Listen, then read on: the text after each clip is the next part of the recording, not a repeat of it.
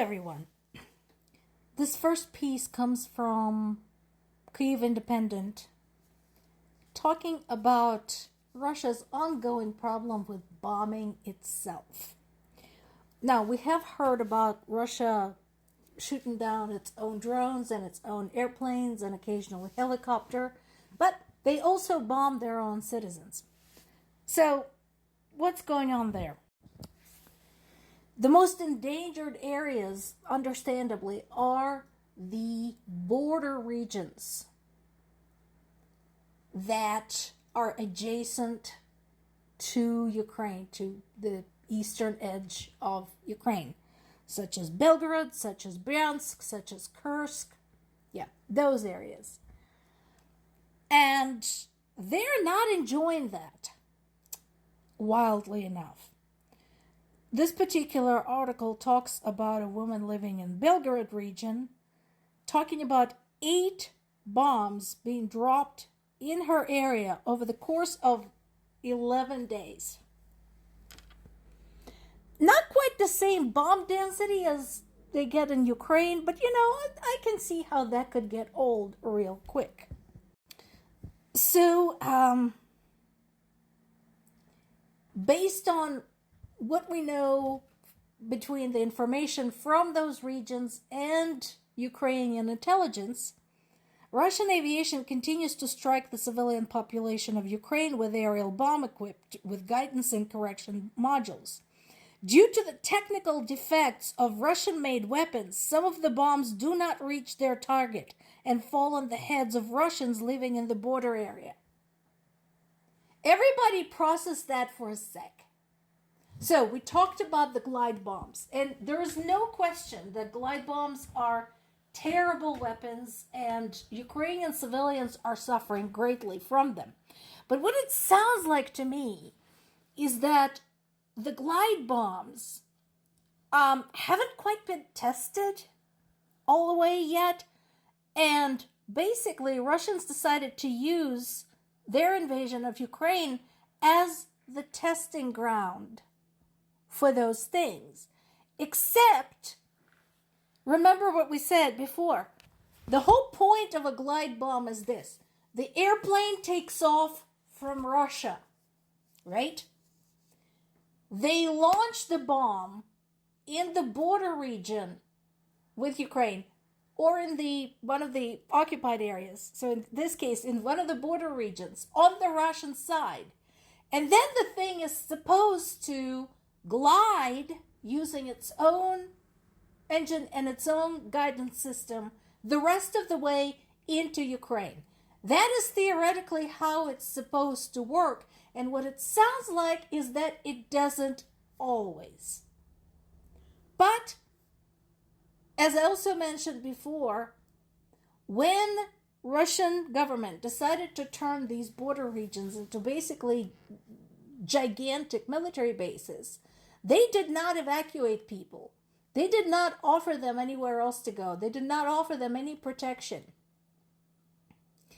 In fact, last year during Ukrainian incursion into Russia, Putin said, the governor of that region, it's your problem, figure it out. So it is very likely the same answer that these people are getting today as their own bombs keep falling on their own heads. I would also like to point out that, again, Ukraine has very good history of not hitting civilians. Sure, there's plenty of Russian propaganda showing allegedly destroyed cities and allegedly killed civilians. Now, that propaganda, the videos, likely come from 2 places. One, occupied Ukrainian regions. What you're seeing are not Russian civilians, but Ukrainian civilians. Not Russian destroyed buildings, but Ukrainian destroyed buildings. Or the border regions in which they had bombed out their own people. This next piece is on BBC website. And to answer the question asked in the title, how worried should we be about the mysterious drones spotted over the European territory? Very. You should be very worried. You should have been worried several years ago.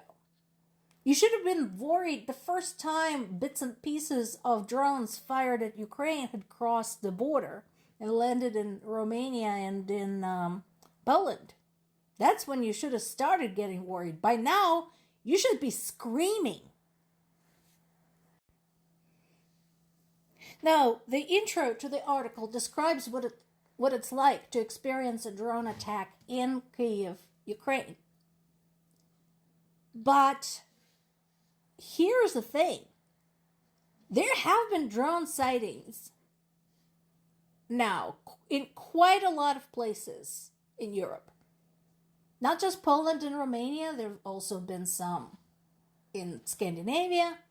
There's also been some in the Baltic region. Do you guys want to go through that drill? Where a voice tells you your attention, please, air siren in the city, please move to the shelter. Is that what you want? Is that what you're waiting for? Or are you going to start doing something about this? In addition to Europe's dawdling over the frozen Russian asset, one of the most frustrating aspects of the reaction of the European allies to this war is lack of speed and urgency when considering their option. So Zelensky recently said, and other political analysts agreed with him, NATO is not ready for an open confrontation with Russia. That is true. For all of their might, for all of their technological advancement, they're not ready. They don't have the right training for it, and they don't have the right mindset to it. Because remember, when a handful of drones crossed over into Poland, they scrambled their jets, and they only shot down some of them. And the number of them was a fraction of what a Ukrainian city sees on a daily basis. So now they're talking about the so-called drone wall.